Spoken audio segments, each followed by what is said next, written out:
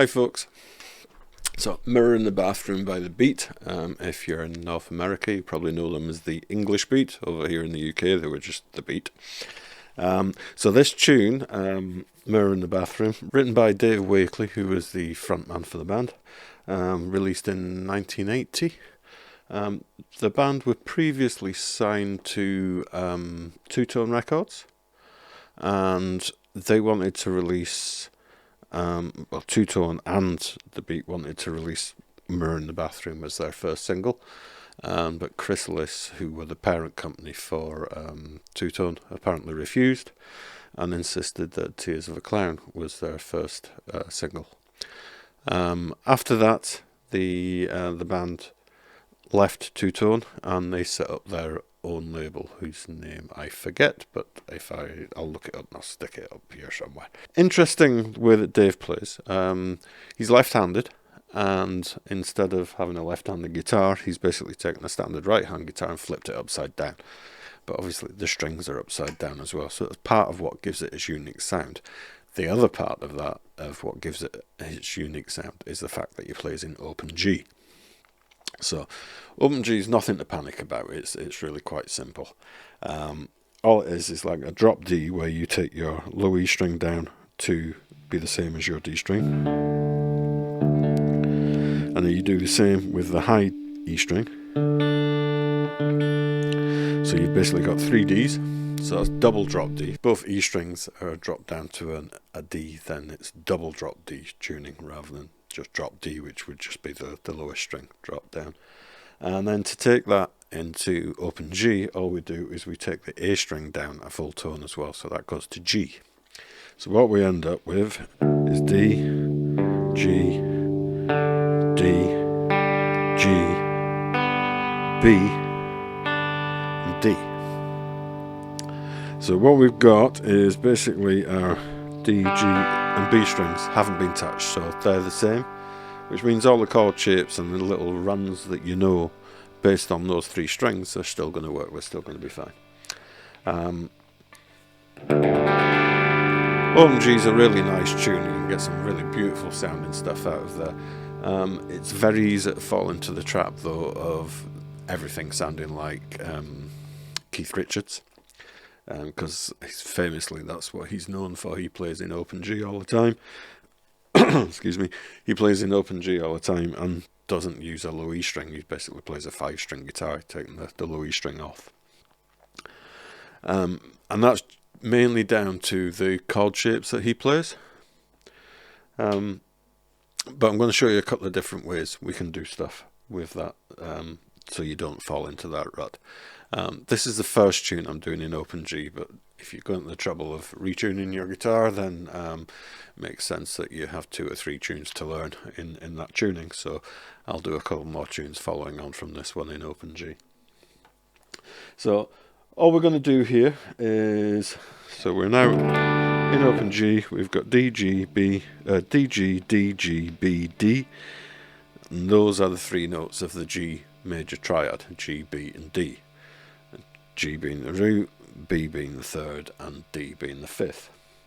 So what we end up here with a G major chord with the bass on the 5th. So it's actually G over D is what we're playing. So, or a G major 2nd inversion to give it its proper title. So let's get into the tune then. So I'm just going to basically be playing what was the A, D, and G strings. So this the 5th. If we number the strings, 1, 2, 3, 4, 5, 6. So 6th string being the lowest one and 1 being the highest. What we're playing here is the 3rd, 4th, and 5th strings. And I'm going to hammer on from the 7th fret to the 9th, like that.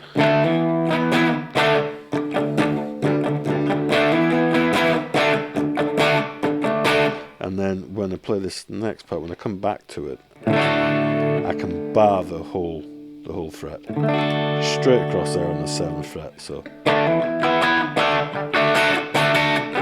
and then we repeat that, and we go down to the 2nd fret and then open. So we get.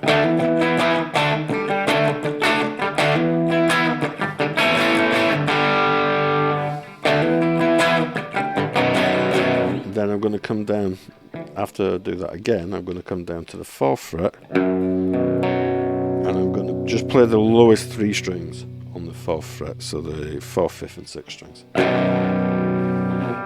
If I leave open strings after that, it doesn't really matter, it's all going to ring into it. That's what I want to concentrate on. And then back to that 2nd fret, and then open again. And then up to the 12th fret. So altogether we get.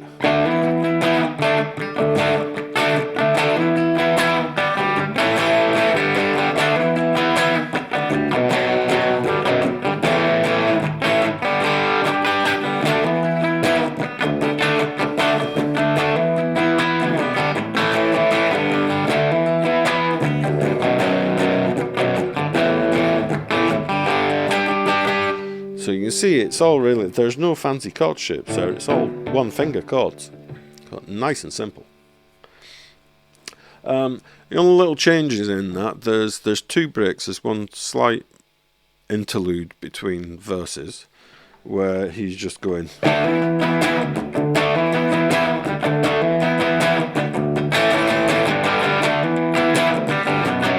So the first part of that verse section, instead of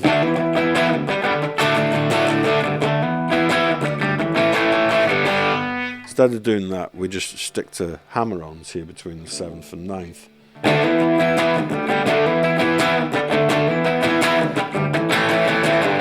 So 3 times. And then during the sax solo, there's another slight change where it's. So we come down to the 4th fret, back up to the 7th, and then we go to the 4th, from the 4th fret to the 5th fret. So.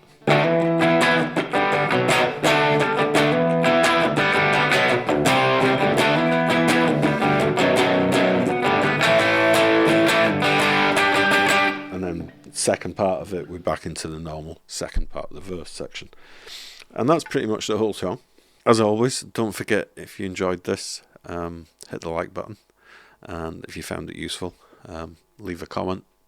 All helps with the YouTube algorithm and help my wee tiny channel grow a little bit. And as I say, I'll do a couple more videos and give you some more songs that you can play in that tuning. Enjoy, folks. Thanks for watching. Bye bye.